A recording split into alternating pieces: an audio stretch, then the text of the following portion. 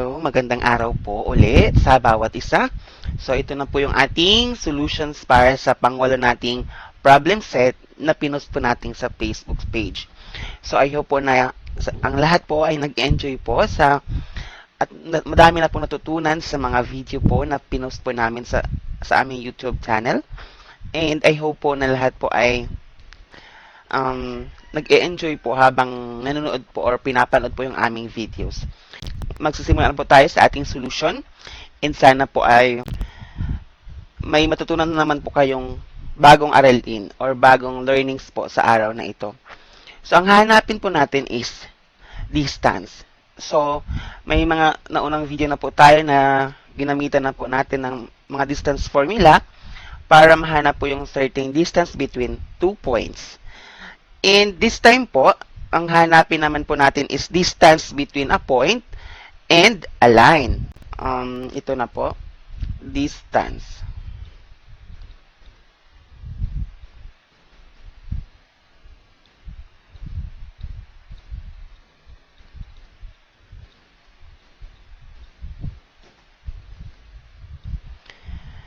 So, pag sinapin po natin distance, ito yung pinaka-minimum distance ng isang point and a line. So, ito yung perpendicular distance po yung ating minimin po dito or hinahanap po.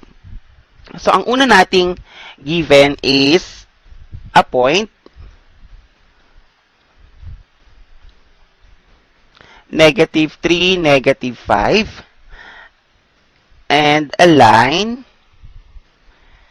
f of x is equal to -3/4x plus 7.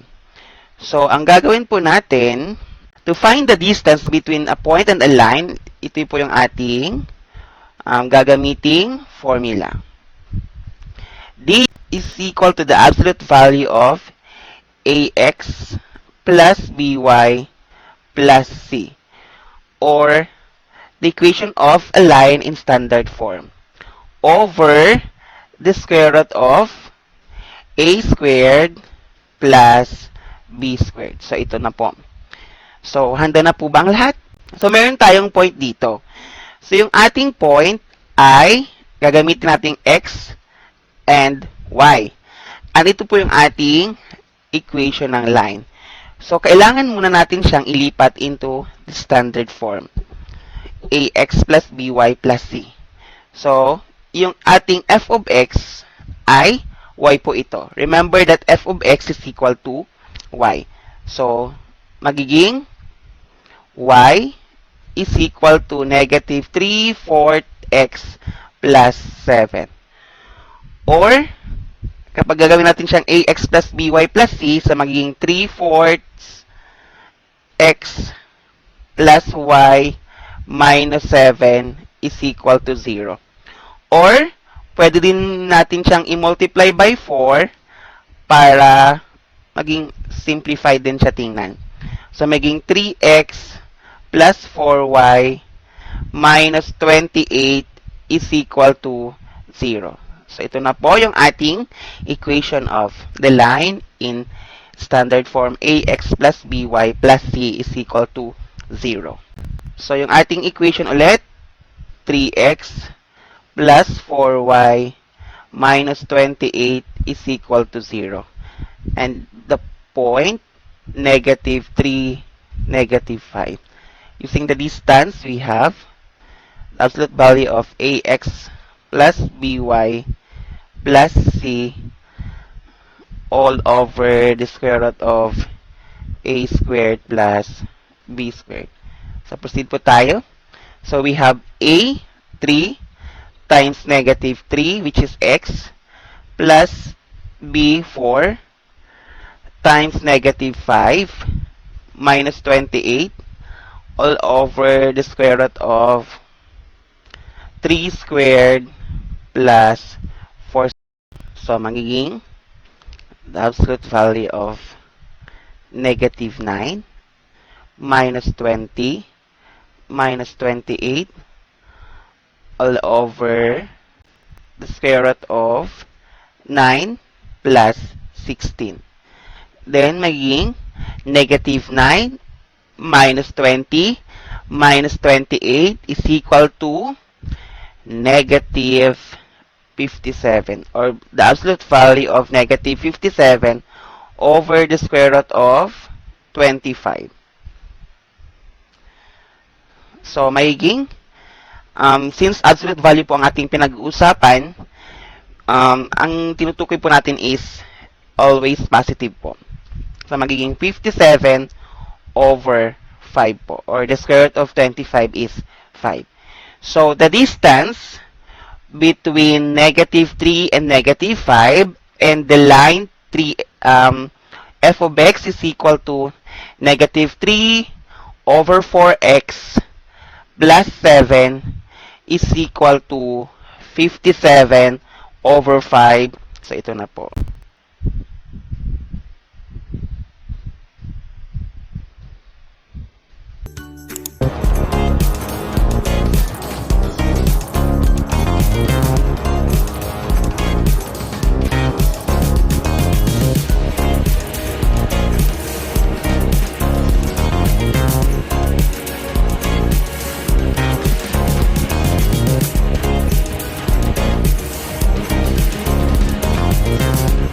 Next naman po, na hanapin nating distance is the distance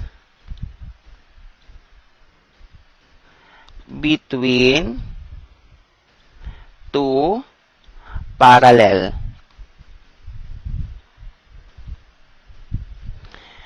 So, pag sinabi nating parallel lines, these are lines that never meet or intersects po.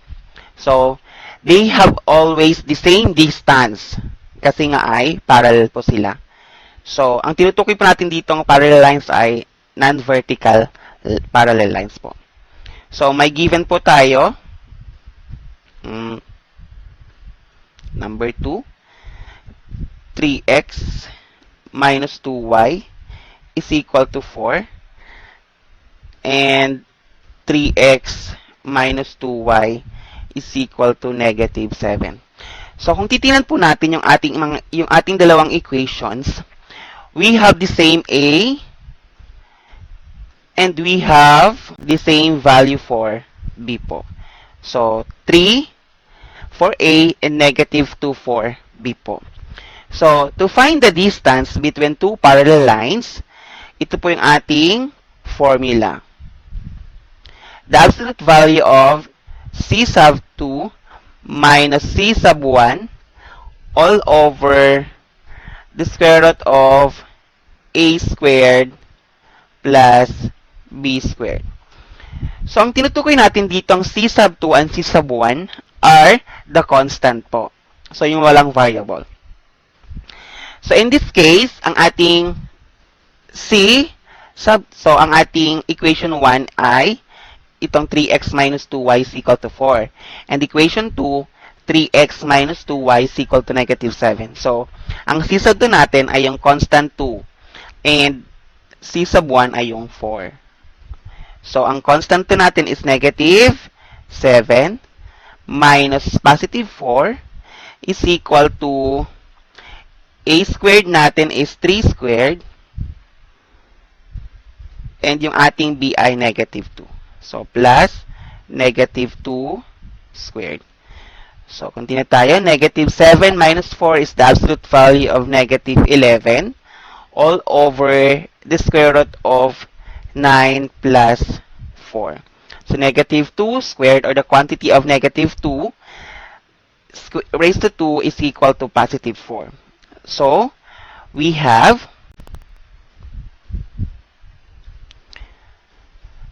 11, the absolute value of negative 11 is positive 11 all over the square root of 13. And then, by rationalizing the denominator, so, multiply tayo by square root of 13, square root of 13. So, our distance is equal to 11 times the square root of 13 all over 13 units.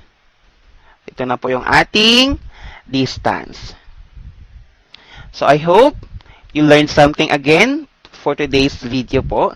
And don't forget to like the video po after watching po. And sana po ay patuloy po niyong supportahan yung aming channel po. And thank you po for watching. Ay, ingat po tayong lahat.